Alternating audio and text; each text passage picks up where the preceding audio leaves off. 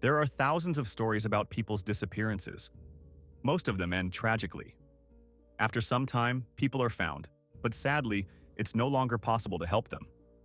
This is a story about the disappearance of one woman who vanished without a trace in a train car. She desperately needed assistance, but there was no one around. I'm certain this disappearance story will move you to your core, as it's unlike any other you've heard before. The married couple was peacefully falling asleep to the rhythm of the train wheels. Their 11-hour journey home was supposed to end by morning. The husband and wife lay on adjacent upper berths and could observe everyone moving through the aisle. Gradually, the commotion subsided, and the car's passengers grew quiet, falling into sleep accompanied by the hypnotic clatter of wheels.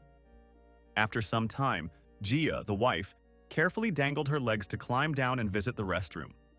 Her husband Lee felt movement nearby, slowly opened his eyes, and looked at his phone, which showed 1 o'clock in the morning.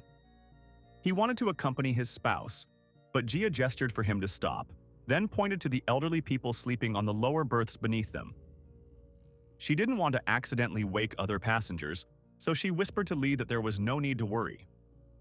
She took her handbag and hurried toward the bathroom.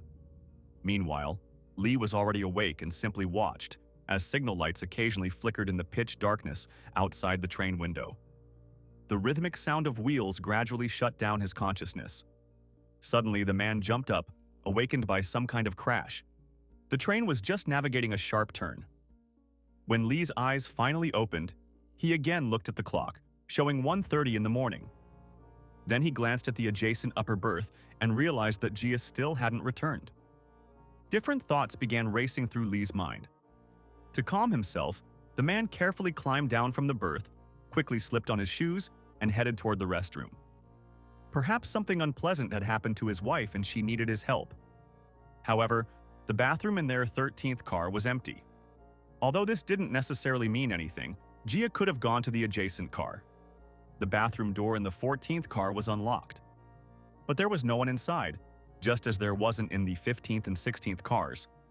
Before feeling intense panic and unpleasant sensations in his chest, Lee rushed to the conductor's compartment and began knocking on the door.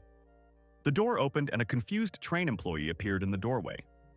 Apparently, he had also dozed off while all the passengers in the car were sleeping. But the conductor calmed Lee's indignant exclamation about his wife's disappearance, assuring the man that nobody disappears on a moving train. All railway workers know that if you pull the emergency brake, the train won't stop instantly. Due to momentum, it will continue moving for some time. It's practically the same as ordering a herd of elephants to immediately halt their run at full speed. Sometimes a catastrophe happens right before the train operator's eyes, and there's absolutely nothing they can do about it. This was the only thought that crossed the mind of another train's operator when he spotted some strange object in the middle of the tracks. He abruptly hit the emergency brake, and the train traveled about another mile before coming to a stop.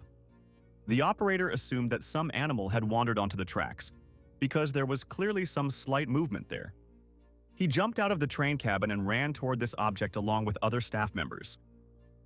Meanwhile, the conductor of the train carrying G and Lee only now understood what the passenger wanted. He reassured the man again that his wife hadn't disappeared anywhere. Most likely, she just couldn't sleep and had gone to the dining car located in the center of the train. This was the most logical place to search. So now, two people set out to find the missing woman. The dining car smelled of food, as expected, despite the late hour of around 2 in the morning. At one of the tables, someone was leaning their head against the window reading a newspaper. Someone else was already drinking hot coffee. Lee and the conductor examined the hall, looked under each table, but Gia was nowhere to be found. In total, this train had 18 cars, 8 with seats and 8 with 3-tiered sleeping berths, a dining car, and a cargo car. This was a large train, capable of holding up to 1,500 people. To search the entire train for the missing woman would take considerable time. Lee and the conductor began checking each car.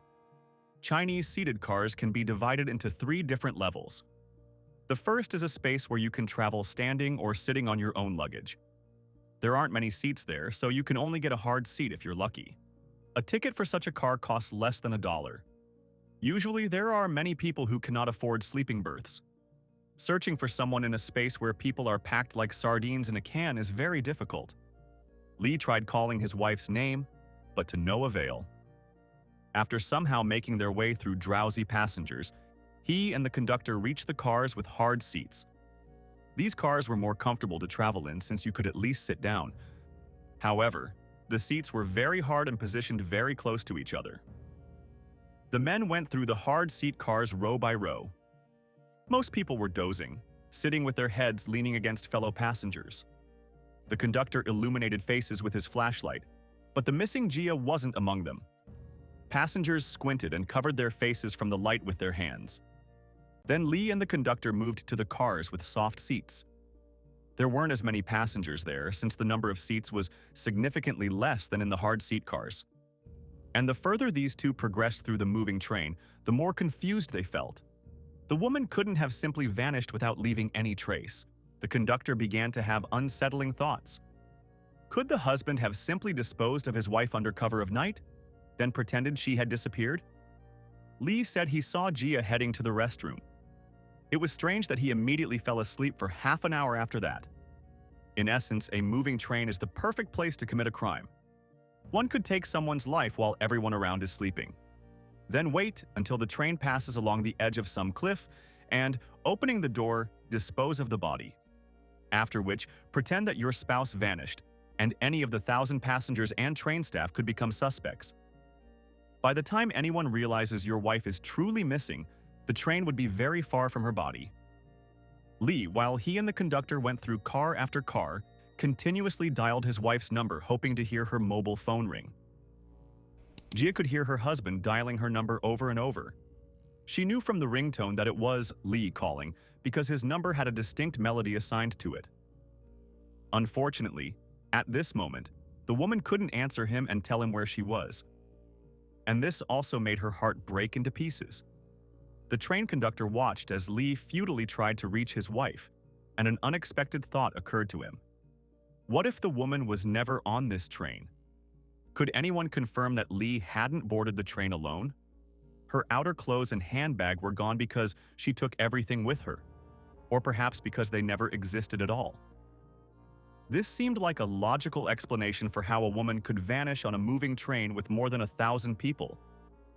What were the chances that one of the passengers hadn't lost his mind? Maybe Lee sincerely believed his wife was traveling with him, but in reality, she never boarded this train? There's a film called Flight Plan that was released several years before this incident. The story centers on a woman named Kyle, who worked as an airline engineer and boarded a flight from Berlin to the USA with her 6-year-old daughter Julia. This was a very difficult journey for them both. They had flown to Berlin to bring back the body of Kyle's deceased husband home to the United States. And now the coffin with his body was in the plane's cargo hold. The grief-stricken woman, having just lost her husband, her child's father, decided after takeoff to take some sedatives to try to endure all this horror. When she woke up, her daughter Julia wasn't beside her. Kyle began to worry. She alerted the flight crew that her daughter had disappeared. The girl's belongings and boarding pass were gone. This situation was very similar to how Lee warned the train conductor, and they rushed to search for the missing person. The only difference was that discreetly disposing of a body from a plane several thousand feet above ground isn't so simple. At first, the flight attendants and crew helped the woman inspect all possible areas, thinking the girl might have accidentally wandered somewhere and couldn't get out. But after some time, the search abruptly stopped. The flight attendant told Kyle that her child wasn't on the passenger list, and worse still, they had contacted the authorities in Berlin and learned that little Julia had died along with her father. The plane's crew supposed that Kyle was in a state of shock and grief over the loss of her loved ones. Her brain wasn't able to process information adequately, and she might have been experiencing hallucinations. The woman almost believed them until she saw a tiny heart that her daughter had drawn before takeoff on the fogged-up window. So Julia definitely had been sitting next to her until Kyle passed out from the medication she took. And a legitimate question arose: where could a girl disappear to from a flying plane? At the end of the film, Kyle managed to prove that her daughter was quite real and had indeed taken her seat in the cabin next to her at boarding. There was a very specific reason why the child wasn't now next to her mother.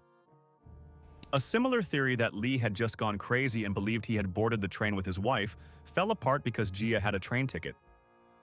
Fellow passengers had seen her boarding the car with her husband and had even spoken with her. The train conductor and Lee began combing through the sleeping cars again. Technically, that's where Gia was last seen. The car consisted of several sections, each with 6 sleeping berths. The berths were arranged in 3 tiers. The electric light was dimmed at night, so the search had to be conducted by flashlight. Lee and Gia were traveling on the 2nd tier. It's not as comfortable as the first, but better than the 3rd. You can look out the window and see everyone who moved through the aisle. What if someone had seen Gia heading to the bathroom alone, followed the woman, kidnapped or harmed her? Then where could they have hidden her if Lee and the conductor had already checked all the cars? Meanwhile, Gia was lying in complete darkness and bone-chilling cold. She couldn't move, though she tried. It felt as if she was tied to a bed of steel nails. She should never have gone to the bathroom in another car. Then everything would have turned out differently. The woman pondered over the possible sequence of events because she had no ability to do anything now. She lay there feeling blood trickling down the lower part of her body. The woman screamed, but at that moment, no one could hear her. Lee approached the bathroom, the one his wife had headed to. The doors were locked. The man began pounding his fist on the panels and calling for his spouse. Perhaps she had fallen ill and lost consciousness. It was possible that Gia was lying there on the cold floor waiting for help while he and the conductor were running through the cars. Maybe they had somehow missed each other. Despite other passengers sleeping peacefully, the man began shaking the door handle, trying to use all his strength to open it, but it wouldn't budge. The conductor saw Lee's attempts, knocked on the door himself, and warned that he was going to unlock it from outside with his key. Before he could do this, there was a click. The bathroom door opened and out came a middle-aged man zipping up his pants. He smirked strangely, and Lee immediately suspected that this man had clearly done something to his wife. He rushed into the empty cubicle, but there were no traces of his spouse there. There were more than 1,000 random people on the train. The passengers were isolated from the outside world. Could any of them have harbored sinister intentions? Even if we assume that there was a perpetrator on the train who harmed Gia, where could he have hidden the woman or her body if even the conductor couldn't find her? Could she have been the intended target of an attack? Or was she just a random victim? Gia was a 44-year-old mother of a son and happy wife. She worked as a manager at a toothpaste manufacturing company. Their family couldn't be called wealthy. She and her husband worked hard to provide for themselves and their child. And now they were returning from a small trip. Gia didn't possess any incredible beauty that might have earned her rivals, was known for her calm nature, and generally had no enemies. She and her husband were ordinary people, a middle-class family. Perhaps Gia had wanted to disappear for some reason herself, like 49-year-old Louis Le Prince, the French inventor who created the first chronophotographic camera for recording moving images, the prototype of history's first motion picture camera. Le Prince planned to promote his developments in Europe and America simultaneously, but his plans were never to be realized due to his mysterious disappearance in 1890. Le Prince had set out to visit his friends and relatives. He boarded a train from Dijon, France to Paris.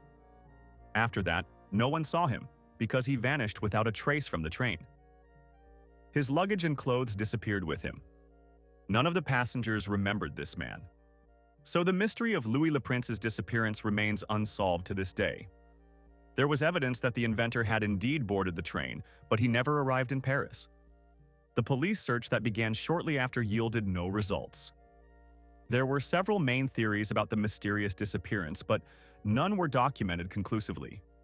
One theory suggested that the man who created the first movie camera was so clever that he managed to stage his own disappearance. Maybe he waited until the train slowed down or took advantage of an unscheduled stop and slipped away from the car to start a new life somewhere else. Perhaps someone wanted Le Prince's inventions and wanted to take over the patent for his technology development, so they simply removed their competitor from the path and then disposed of the body. Only in 2003 did police archives reveal a photograph of a drowned man, dated 1890, whose appearance resembled Louis Le Prince. All of this resembled a magic trick when a person vanished without a trace on a moving train. But the inventor lived in the last century, when there were no mobile phones and other gadgets that could be tracked. In our time, disappearing without a trace is practically impossible. In any case, there must be some trace left behind. Lee felt he was starting to lose his mind in this moving train. He ran through the car aisles and called out his wife's name. He no longer cared if he disturbed other passengers. He just needed to find his spouse. The man peered into strangers' faces, assessed large luggage, imagining if an adult woman could be hidden inside, and all this time continued dialing his wife's number. When the call was redirected to voicemail after several rings, Lee disconnected and immediately dialed again and again and again. When a male voice suddenly came through the receiver, Lee froze, pulled the phone away from his ear, and checked if he had dialed the correct number. The stranger on the other end informed that Lee's wife was in the hospital and he needed to come to the specified address. After some time, Lee sat on the hospital floor, his back against the ward door. He clenched his teeth with all his might, trying to hold back a sob. The screams coming from the hospital room were simply inhuman. They resembled the cries of a wounded beast. The man had never heard anyone scream like that in his life. And all these sounds were coming from his wife, Gia. He heard them through the door. The woman screamed that her left leg was terribly painful. She begged for different pain medication because this one wasn't helping. The pain that Gia endured was so overwhelming that she couldn't sleep, couldn't eat, couldn't distract herself from it for days and nights. All she did was scream until she was exhausted. Her throat never stopped making sounds from the strain. Lee knew he needed to go in there and try to comfort his wife. He took a deep breath, wiped away tears with the back of his hand, straightened up, and with a smile opened the door to the ward. Every day, several times, the man came to the hospital, sat on the edge of the hospital bed and held his hand near his wife. He didn't touch her because any contact caused the woman unimaginable torment. His task was to somehow distract and comfort his spouse. Once again, he explained to her that the severe pain in her left leg was just in her head. The pain wasn't real, since something that doesn't exist cannot hurt. Gia looked down and saw that her left leg, left arm, and right foot were severed. She had lost 3 limbs, but could still feel them. This is called phantom limb pain. Such pains can be throbbing, stabbing, crushing as if in a vice, shooting like electric shocks. Brain function becomes disrupted and the nervous system sends signals to receptors. Phantom pain is no less acute than physical pain. People actually feel their missing limbs aching and hurting. The body doesn't understand what's happening and sends a signal to the brain that something is wrong. Phantom pains can last for a very long time and torment a person. Getting rid of phantom limb pain syndrome is quite difficult. Sometimes they haunt a person until death. Gia said that the first attack of phantom limb pain made her scream so loudly that she stopped hearing her own voice. Lee didn't want to ask his wife about what happened, knowing that any memory plunged her into severe stress. Therefore, he tried to get some fragments of information from the investigators who were first to arrive at the scene and found Gia. This tragic situation simply stunned them. When the police arrived at the train operator's call, they didn't even immediately understand what was before them. They stood and stared at the red earth, blood and body parts scattered along the railway tracks. The officers couldn't tell if the person before them was male or female. It was even difficult to say if this was a human, a large animal, or a pile of human remains dumped on the tracks. After some time, the railway company investigators huddled in a circle to look at the black hole into which Gia had fallen. In the middle of car 14, there was actually a space that opened from the inside. The woman was returning to her seat in car 13 after visiting the restroom.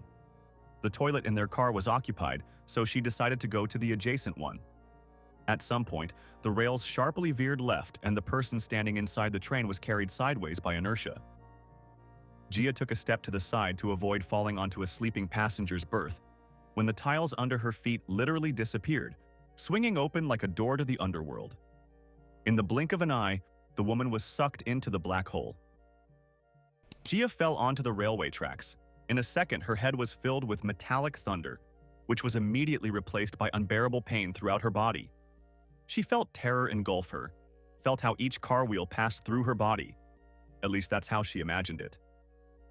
Gia screamed so loudly that she seemed to drown out the clatter of wheels and screeching metal, and then her awareness of what was happening left her. The woman was run over by several cars moving at a speed of 37 miles per hour. By the time the train carrying Gia had moved further down the investigation path, she looked as if she had been chewed up and then spat out. When fragments of consciousness began returning, and the woman realized she had somehow remained alive, she just lay there staring at the night sky. There wasn't a single star, the space around seemed pitch black, and then the pain came. If any train passengers had seen how the woman disappeared into a black hole in a second, they would surely have thought it was some kind of magic or sorcery. Or taken it all for a nightmare, her fall was so unreal. Moving objects possess greater force than objects at rest. If you hit your head on a stationary basketball, it might be painful and unpleasant, but it won't take your life. But if someone drops that ball on your head from the top floor of a high-rise building, such a drop could end in hospitalization or even death. The railway train carrying Lee and Gia weighed approximately more than 1,000 tons, equivalent to the weight of 200 giant elephants. It's impossible to imagine the consequences of such trauma. For some time, Gia couldn't comprehend what had happened to her, and when she did, she felt the full horror of the situation. If she didn't move from her spot soon, another train would come and completely tear the rest of her body to pieces, leaving behind puzzle fragments that the coroner would have to piece together. And that's assuming she would be found before some animals got to her first. Gia lay on the rails, and the goal, at least theoretically, was quite simple: to move her body to the side. She didn't even think about anything more, understanding that if she wanted to survive, she needed to move from that spot. As soon as the woman made her first attempt to move, a very strange sensation arose in her body. Gia tried to move her left arm, but the arm seemed like it didn't belong to her at all. It wouldn't obey, no matter how much Gia strained her muscles. The victim could practically feel the veins in her head swelling and pulsing, but nothing else happened. All she could do was lie on the cold railway tracks that dug into her back and smell the terrible metallic odor. She thought this metallic smell was coming from the rusty railway tracks. In reality, Gia very soon realized that it was the smell of her blood. She used all her strength to lift her head slightly and look down at the condition of her body. The feelings that overwhelmed the woman at that very minute cannot be put into words. Her left arm was almost completely torn from her body. Her left leg was missing up to the thigh. Her right foot was gone. Only one limb remained, her right arm, but even it was covered in sticky red liquid and refused to obey. The first thought that visited Gia at the moment when she saw her body was to just leave everything as it was. She wouldn't be able to do anything anyway. She would never gather enough strength. She had no chance of survival. The first passing train would smear her remains across the rails, and that would be it.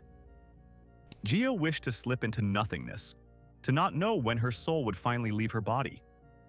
However, instead of a merciful blackout, images of her husband and son began racing through her head. A logical thought came to mind. Her son couldn't live without his mother, her husband wouldn't survive her death. Her aging mother and only sister would go mad with grief. So Gia realized she couldn't give up and die. She lay there repeating in her mind over and over, "Son, Mom is going to come home to you." Despite the horrible consequences of falling from the train, Gia was determined to drag her body off the railway tracks at any cost. She used her only working arm, which was also almost destroyed, to grab the rails and try to turn her body to the side. Ignoring the excruciating pain rising up her arm, Gia gathered together bits of energy, adrenaline, love for her son and husband, and pulled with all her might. She managed to move a couple of millimeters before immediately passing out. Regaining consciousness once again, the woman again suppressed the pain in her body through sheer will and moved another millimeter. Losing massive amounts of blood, remnants of energy, she kept regaining consciousness again and again and tried to drag the crushed remains of her body to safety. A familiar melody, first constantly playing on Gia's mobile phone lying somewhere nearby, and then repeating in her head, prevented her from blacking out completely. "I love you 10,000 years. I love you enough to endure trials."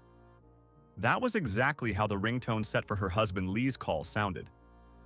Gia knew her spouse was already looking for her and would find her sooner or later. The woman couldn't reach her phone, it was too far away for her. She used this song as motivation to make new attempts to move from her spot. If Gia could reach her purse and answer the call, Lee would surely have rushed to help already. But for her in this situation, these were just unrealistic dreams. For the next 30 minutes, with breaks for rest, Gia managed to drag herself off the rails. Her strength ran out when her head touched the cold metal. She knew that there would either be one more attempt, or she would simply die. There was no other way out. However, her body began to give up. The adrenaline level dropped. All the woman wanted now was to fall asleep right there, face down on the cold rails. And that meant certain death. Everything hurt. While Gia slowly moved along the railway tracks, she had worn her lips and gums raw, couldn't feel her arms and legs. Her entire body was stained with a mixture of blood and sweat. Imminent death no longer frightened her. There was no strength left to fight on. Gia knew that the wheels of the next train would cut off her head. Being completely exhausted, she was already ready to let this happen. But after resting for several more minutes, she gathered her strength and moved her head away from the rails by just a couple of millimeters. Gia decided that at least this way her face would remain intact, and then she fell into an abyss of unconsciousness.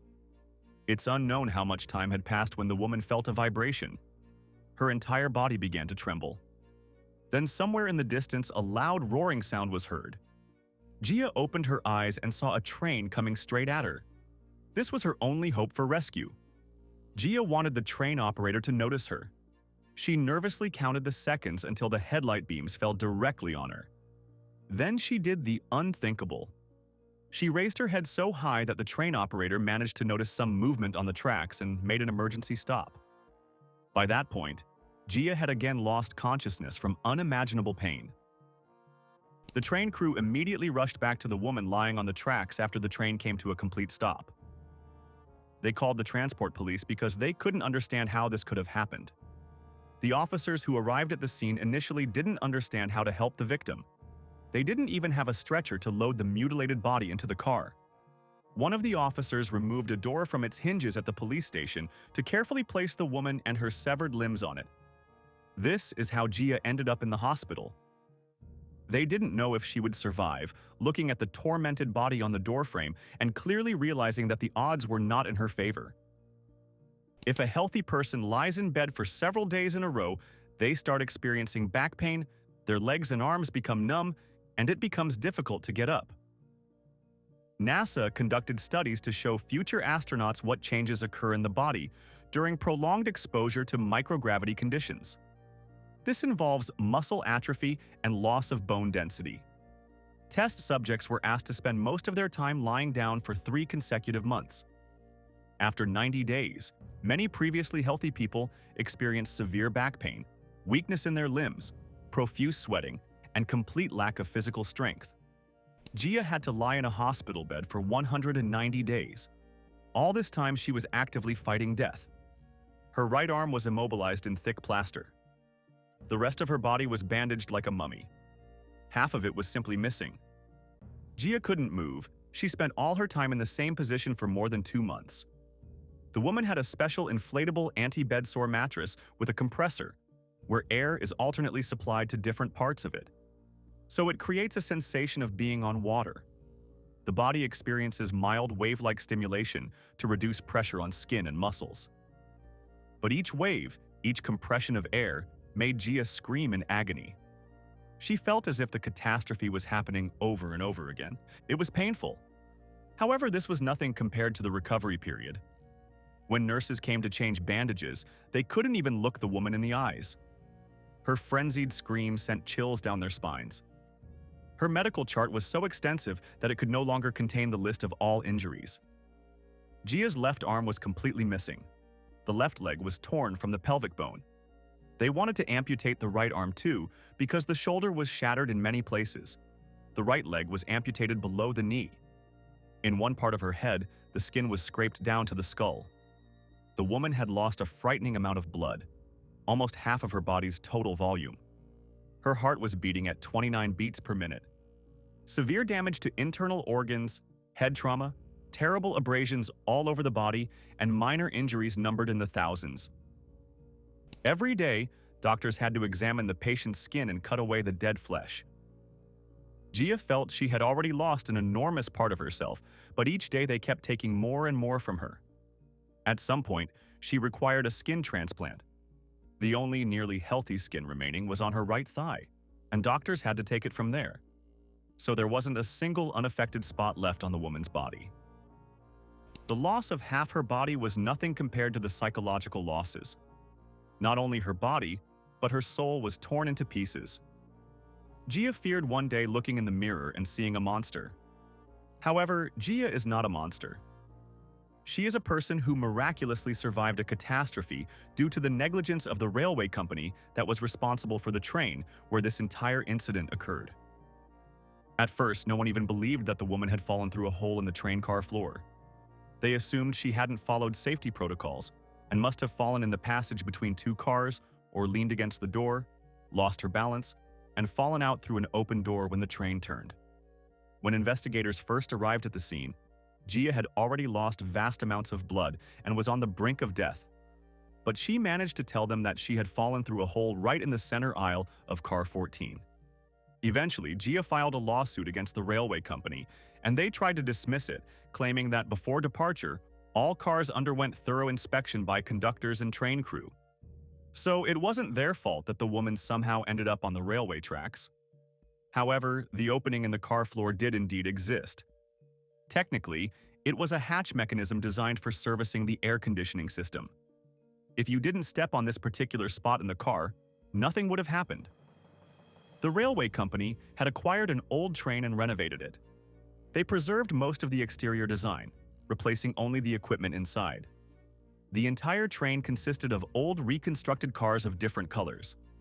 To make them more modern and comfortable, the company had to install air conditioners in the cars. And to service and fix them, a hatch was made in the floor, secured with bolts. At first glance, everything seemed reliable, but obviously over time the fastening system had become loose. When the train turned, Gia stepped on the dangerous section and instantly fell through, and then the hatch involuntarily slammed shut, like an abyss that had swallowed its victim. As a result of the railway company's negligence, Gia was deprived of a normal existence. The woman suffered psychological, emotional, and physical trauma, lost her ability to support herself, and became disabled. She needed compensation for medical expenses, caregiver costs, prosthetics expenses, modifications to make her housing wheelchair accessible, rehabilitation care, transportation costs, and compensation for emotional distress. Gia filed a lawsuit seeking compensation of $1.5 million. And this was trivial compared to what she had already endured and would face in the future. However, the transport company considered the lawsuit amount unreasonable and inflated. Even when the woman came to the courtroom in a wheelchair and showed what remained of her, people turned their heads away, unwilling to look at her severed limbs. As a result, the court rejected Gia's request for compensation of $1.5 million. Initially, they awarded her only $110,000, then decided this was insufficient and increased the amount to $190,000. And to add insult to injury, the railway company's motto was, "The greatest enemy of accidents is a sense of responsibility." Yet they themselves categorically refused to take responsibility for what had happened. $190,000 for everything that a healthy woman experienced after entrusting her life to the transport company. Gia's physical and psychological damage was absolutely disproportionate to the compensation she received. Her life changed in an instant.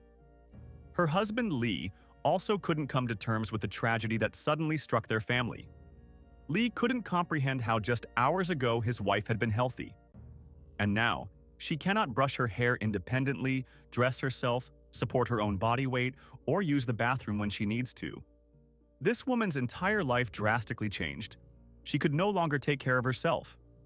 Now she has to ask for help with everything: getting up, lying down, washing her face, brushing her teeth, taking a bath, eating. If something was lying just a bit further from where Gia sat, she couldn't reach it anymore. After falling through the train hatch, Gia spent entire days indoors for more than 9 consecutive months. She didn't see sunlight, spending all her time in an enclosed space, confined by 4 walls. The woman felt imprisoned in a cage. After 190 days in the hospital, Gia was discharged, but she needed extensive rehabilitation to adapt to her new life. She went to a prosthetic center in Shanghai, but they didn't even know how to help her. The center's specialists had never before encountered such severe injuries. Gia said that she left home on her own feet and must enter it independently. She is indeed a strong woman who has overcome incredible pain. However, the story won't have a happy ending. Gia will never be able to stand up and walk through her home's front door. She tries with all her might to overcome the trials fate has sent her, but it isn't easy. Gia said she feels a mixture of happiness and sadness. She's grateful she can see her son again, but she's sorrowful because while her home remains the same, she is now different. She needs a large amount of sleeping medication to fall asleep at night. The likelihood that she will develop traumatic arthritis and have her remaining arm amputated is very high. Doctors had to piece her right shoulder together like a puzzle, and it's unknown how long it will continue to function. One can only hope that someday this woman's life will change for the better and a ray of hope will appear. But for now, her horizon is covered in dark clouds. If you made it to the end, you're a real true crime fan. Like the video and subscribe to the channel so you don't miss the next videos.